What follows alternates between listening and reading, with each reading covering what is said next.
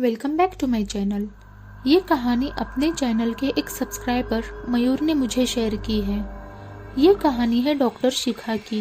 Doctor शिखा एक special doctor थी। वो सिर्फ महीने में 4 दिन ही हॉस्पिटल में आती थी और इन 4 दिनों के काम से वो बहुत सारे पैसे कमाती थी। ऐसी ही एक रात शिखा को एक इमरजेंसी कॉल आ गया। वो कॉल कोकण के एक गांव से था। उस वक्त वो मुंबई में थी। कॉल में बताया कि एक ब्रेन ट्यूमर वाले पेशेंट का ऑपरेशन करना है। उसकी बहुत ही क्रिटिकल कंडीशन है। ये सुनकर शिखा ने तुरंत ही अपना सामान पैक कर दिया और वो रात के 11 बजे की ट्रेन से कोकण जाने के लिए निकल गई। शिखा सुबह के 7 बजे उस गांव में पहुंच गई। उसके बाद वो उस हॉस्पिटल में चली गई जहां पर वो ब्रेन ट्यूमर का पेशेंट था। डॉक्टर शिखा तो हॉस्पिटल में आ गई थी, लेकिन लोड शेडिंग की वजह से उस गांव में लाइट्स नहीं थी, इसीलिए उसे 2 बजे तक रुकना पड़ा। उसके बाद जैसे ही लाइट्स आई वैसे ही डॉक्टर शिखा ने ऑपरेशन की तैयारी शुरू कर दी और 3 बजे उसने ऑपरेशन शुरू किया। 2 घंटे बाद डॉक्टर शिखा ऑपरेशन रूम से बाहर आ गई और सबको मुस्कुराते हुए कहा, ऑपरेशन सक्सेसफुल।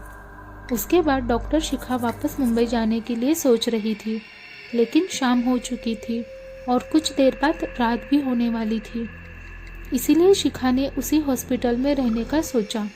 अभी डॉक्टर शिखा हॉस्पिटल के बाहर घूम ही रही थी, लेकिन तभी उसे हॉस्पिटल के पीछे एक हवेली दिखाई दी जो काफ़ी बड़ी और पुरानी लग रही थी।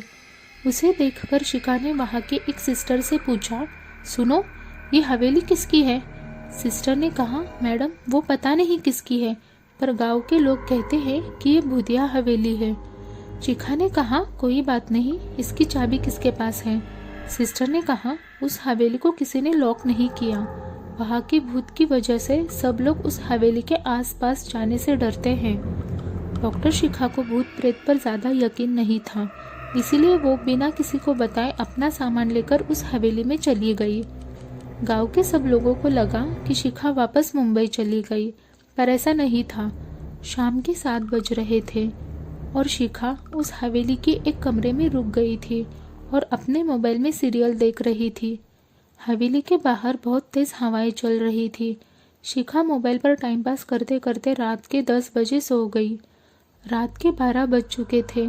हवेली के बाहर से बहुत ही ज़्यादा डरावनी आवाज़ें आना शुरू हो गई थी।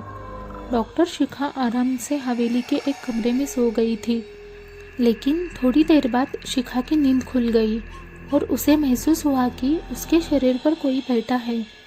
उसकी आंखें बंद थी, इसलिए वो शख्स को देख नहीं पा रही थी।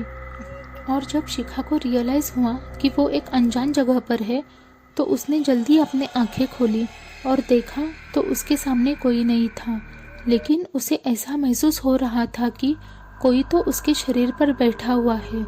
इसलिए उसने हटाने के लिए अपना हाथ आगे बढ़ाया।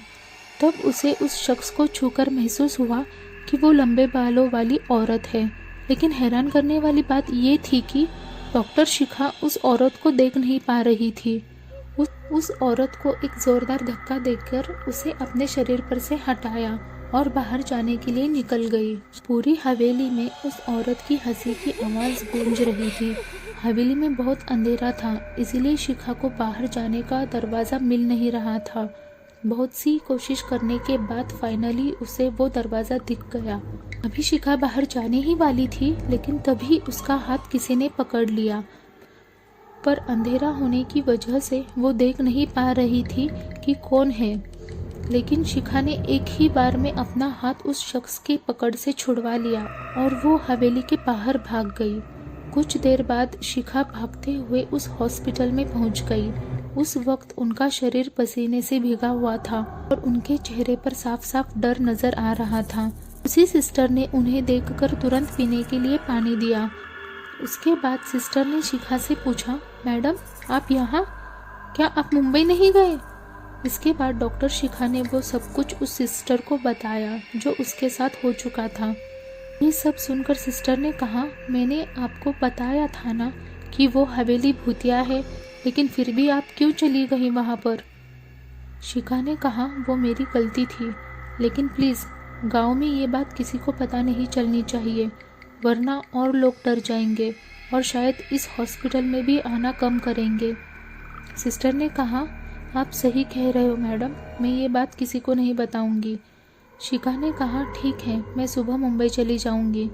दूसरे दिन लेकिन उस हवेली में आखिर शिखा पर ऐसी कौन सी अदृश्य शक्ति ने हमला किया था और आखिर क्या है उस गांव के पुरानी हवेली का रहस्य, ये अब तक किसी को भी पता नहीं चला।